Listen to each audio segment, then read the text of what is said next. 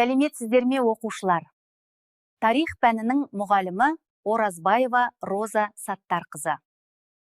Бүгін біз қазақ халқының тағдырында ерекше орын алатын маңызды тақырыпты бастаймыз. Бүгінгі сабағымыздың тақырыбы де қазақ жоңғар шайқастары. Осы тақырып арқылы халқымыздың қандай қиын кезеңдерді бастан кешкенін қарастырамыз.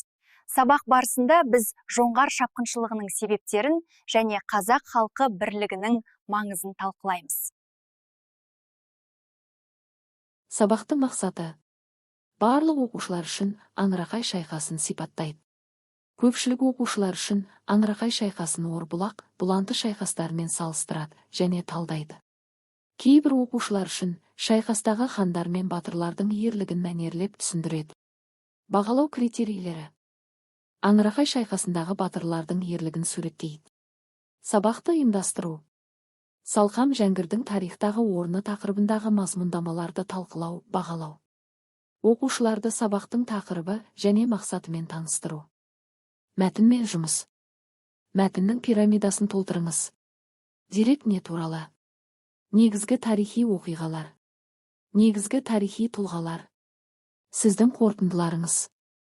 Өзінің жеке пікіріңіз. Меню әдісі.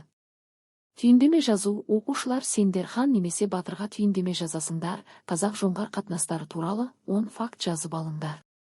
Одан кейін әр оқушы 10 фактілердің ішінен ең маңызды 3 фактіні анықтап, өз таңдауларын негіздейсіңдер. Жоңғар шапқыншылықтарына қатысты сюжетті кестені толтыру қажет. Қалыптастырушы бағалауға арналған тапсырма. Оқушылар сурет бойынша берілген сұрақтарға жауап беріңдер. Қандай қорытынды шығара аласыңдар? Осы оқиғаларға қатысты тарихи тұлғаларды ата. Берілген сурет бойынша не айта аласыңдар? Қорытынды. Жақсы сұрақ әдісі арқылы кері байланыс жасау. Оқушылар: неліктен? Егер. Болса қалай? Сіз қалай?